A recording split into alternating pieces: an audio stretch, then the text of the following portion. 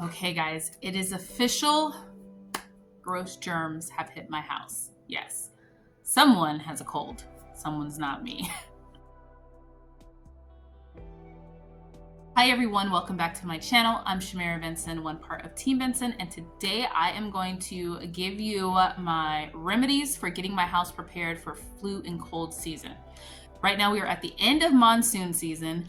Therefore, there is a lot of muggy weather, which means a lot of phlegm in the lungs. And if you let that phlegm stay in those lungs, it is going to lead to colds and flus in probably like the next month. So let's get all that stuff out together and let me show you what I'm doing. And then maybe you can do it and it'll be helpful for you in your household. So right now we just have the hint of it. Mr. Benson woke up in like a cold sweat with like coughing and a little bit of tossing and turning.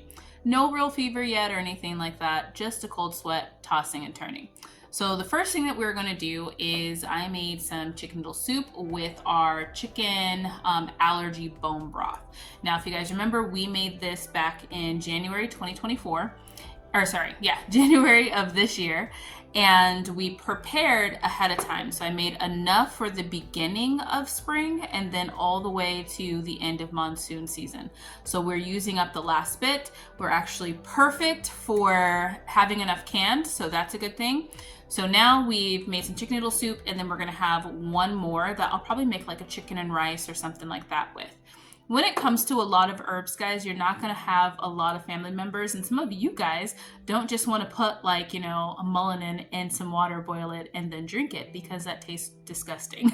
So we put it in different things like bone broth, so then we can make delicious meals like gravies and mashed potatoes with gravy and soups and stews and be able to get all of these herbs into our body. So the first things first, we're gonna just kick in the butt any type of allergies that might have come with those monsoon rains. There is a lot of, let me think about it. The herb was stinging nettle. There's a lot of stinging nettle in this because it helps with allergies and hay fever. Hay fever is really big here in Arizona. So now let's get everybody prepared, which includes myself too, because if one person's sick, the other person's probably gonna get sick if you don't get ahead of it.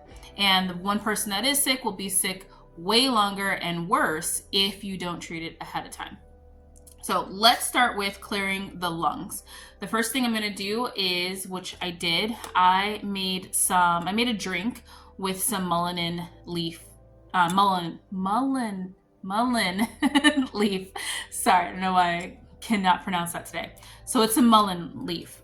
I just basically made a tea with some hibiscus, and I think I used jasmine, and then I crushed up some blackberries and some pineapples, muddled it, brewed the tea, and put that over top of it, let it soak, and then I just added a spritzer and a splash of bourbon so that then Mr. Benson would drink it. And he still was like, but I did also add some agave and a little bit of honey. Now's the time to really start bringing that honey into a lot of our drinks too. So he drank it, didn't love it, but he did drink it. Now the other thing we're going to do is we are going to start collecting things like echinacea from like bouquets of flowers. I get a lot of bouquets of flowers. Every single Friday for Shabbat on our table, we have a bouquet of flowers. So I'm really picky about what flowers that I get. I like to have ones that have echinacea as like the green leafy things because I make a cleaner with echinacea. Basically, this is just, I make a tincture that is 50% vinegar, 50% rubbing alcohol, so that it's also a disinfectant. So you spray it on like doorknobs, any type of surfaces that are touched, and then I just dilute it with water whenever I go to use it. And so this will really open up those lungs again. So as I'm cleaning, and especially when you're the one that's not sick and you're trying to disinfect everything, the last thing you want to do is disinfect with a harsh cleaner, because then you'll be adding like more scarring to your lungs while your lungs probably already have a little bit of phlegm in them. So getting something that is going to open up your lungs as well while you're cleaning is like killing two birds with one stone. That's a bad analogy because it sounds very cruel, but you guys know what I mean. So next up, we are going to treat any beginning bacterial infections, and we are going to do that with echinacea. You can do echinacea root or you can do echinacea leaves.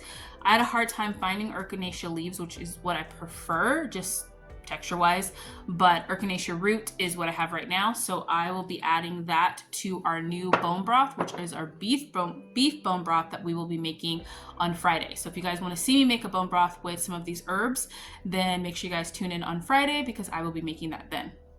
Now, this is an antibiotic essentially.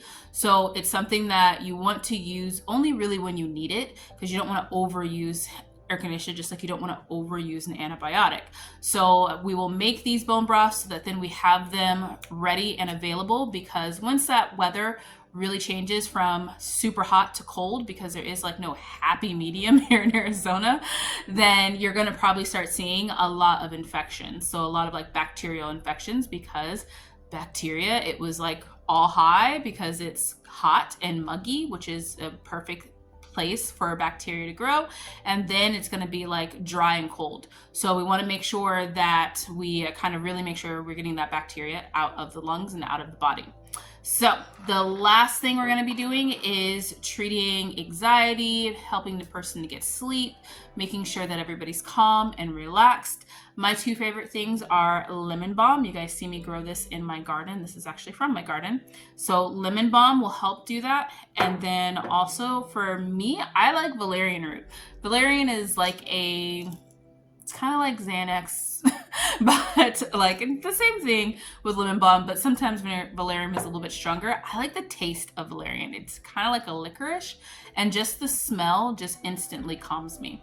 So those are like my things. Now, for a bonus herb or flower, I want to show you guys, let me bring in my beautiful bouquet of roses.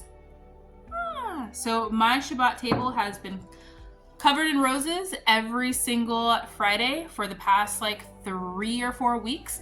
And it is because I let my roses bloom on my table. I buy them when they're like, super tight, let them open up, bloom, and then I dry them out. So if you come to my house at any given time, my downstairs bathroom is always going to have dead roses in it. And it's because that's where I dry them out at. It has no windows and it just works well, and it smells really good. It smells like roses in my bathroom.